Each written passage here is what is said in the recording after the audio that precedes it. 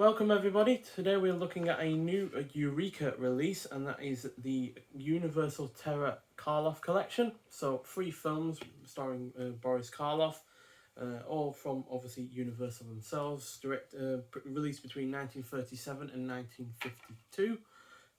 All 3 films are released across 2 discs, as you can see here. I've taken the covers out so you can see the artwork, because you can choose which artwork you want from each film, which is always nice to see.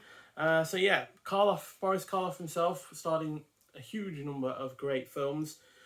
Just to round up though, 4 Frankenstein films. He was in the original Mummy from 1932, the original Black Cat from 1934, The Old Dark House, The Raven, the 1935 and 1963 versions, The Comedy of Terrors, Madhouse, Dick Tracy Meets Gruesome, and all 5 films in the Karloff at Columbia release, which was also done by Eureka, which was a really rather good release. And yeah, the first film in this collection is Night Key from 1937, directed by Lloyd Corrigan, who I've not seen anything from in a directorial kind of sense, but as an actor he was also in The Manchurian Candidate, It's a Mad World, The Big Clock, and She-Wolf of London. And also stars Warren Holt and Gene Rogers, who I've not seen anything from before. But it also stars Alan Baxter, who was in Saboteur, directed by Alfred Hitchcock, and The Setup, which was one of the recent HMV Premium Collection films. And yeah, this is about an inventor of a new top-of-the-line burglar alarm system who is kidnapped by a gang in order to get him to help them commit robberies. So, as that premise suggests, this isn't a horror film. It's more of a science fiction crime thriller. Though despite that, I still found this to be overall enjoyable and predominantly engrossing. Boris Karloff is, as per usual, great in what is a more unique role from him than his other efforts from the 1930s, because he's by no means a villain. And even though he is the protagonist, he's a little bit more frail, a little bit more elderly. He's even losing his sight as a character, so that really does play well into the plot as a whole.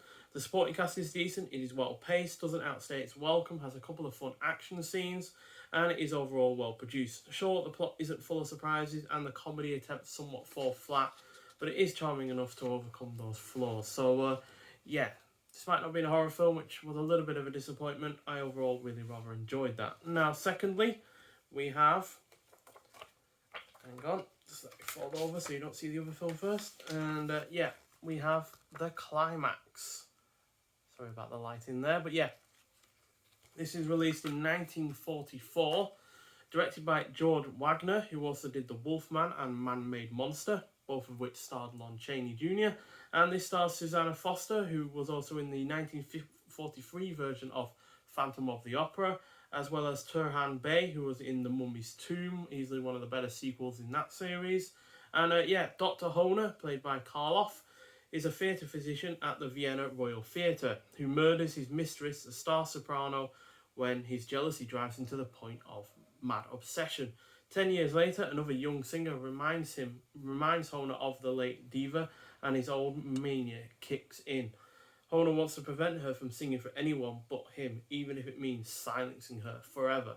Now, this was initially conceived as a sequel to the 1943 version of The Phantom of the Opera, and is a good job it wasn't, as this is not as good as that effort, as this focuses more on the opera aspect than any of the fundamental horror aspects of that film. Now, despite me not being an opera fan, I did find this to be predominantly effective, which primarily comes down to the really good cast and excellent production quality, as the sets, the costumes, and the Technicolor presentation look all superb. And while the score and the cinematography are both on point, where it falls down is in attempts to beat a horror film, as it is really tame in that regard. The violence isn't really particularly violent and is lacking in suspense to truly make it a thrilling effort. That said, I still find it to be engrossing, and it is also well paced. So yeah, like I said, it does attempt to be a horror film, unlike say The Night Key, so I can give it credit for that, but its attempts at the end of the day at being a horror film fall flat, so that is a shame. Now finally, we have The Black Castle from 1952, and yeah, there we go.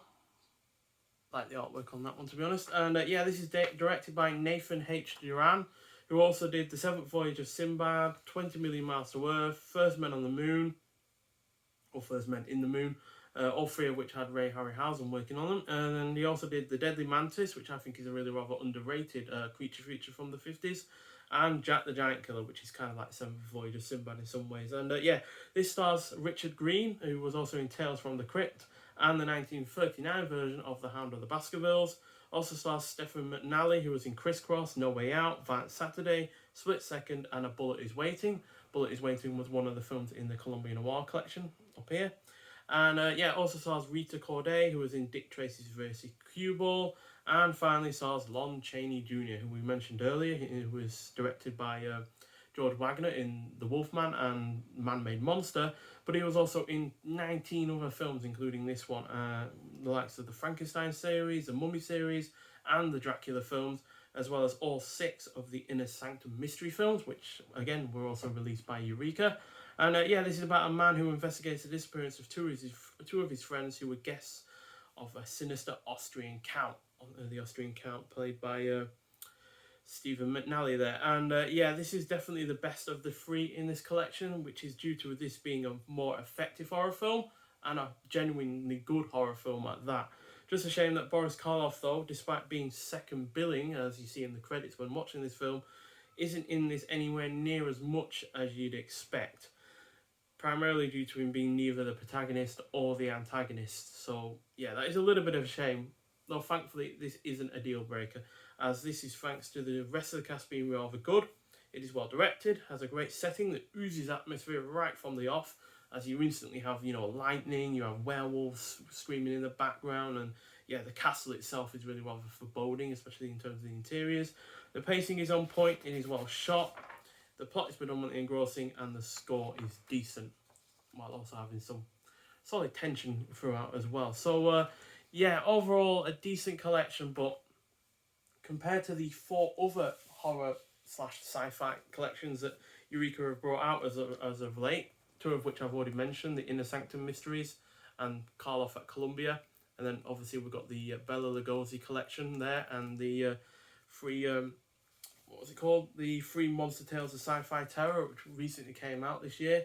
It's, yeah, definitely the worst of those of the 5 that we've got. So yeah, that is a bit of a shame. And I think that mainly comes down to the fact that they've tried to sell it as a horror collection, which it just blatantly isn't. There's only one genuine good horror film there, and the other one is more of a horror drama, and then the first one is, like I said, a science fiction thriller crime film. So yeah, I think if they sold it as Karloff at Universal in the same way that they did Karloff at Columbia, it would have been, you know, setting your sights or expectations at least in a reasonable way. But because they've tried to sell it as a horror collection, it's a little bit disappointing on that front. So don't go into these expecting horror films. Don't go into them expecting them to be like classic Karloff horror films. Don't expect them, for instance, to be as good as the first 4 Frankenstein films, or as good as, you know, the his efforts in, because he was also in The Black Cat and The Raven in this collection. He wasn't in Murders in the Rue Morgue, but he was in the other 2. So don't expect them to be as good as those. But on the whole, it is still a solid collection. And you get a nice little booklet to go with it as well. There he is playing the Doctor in the Black Castle. And there he is. I think that's a Nike. I can't remember, to be honest, because he looks pretty much the similar. He looks similar in the Nike and the Climax, to be honest. But yeah, you get a nice booklet. It goes through all the credits of the films, and then you got 2 free write-ups by Stephen Jacobs, who is a Karloff, what would you call it, Karloff expert, as he wrote What I Create I Can Destroy, That Voice Was Never Yours, and Dangerous Curiosity. And then you got viewing notes, and then you got the Blu-ray credits as well. And yeah, the films themselves, says it on the back of the cardboard.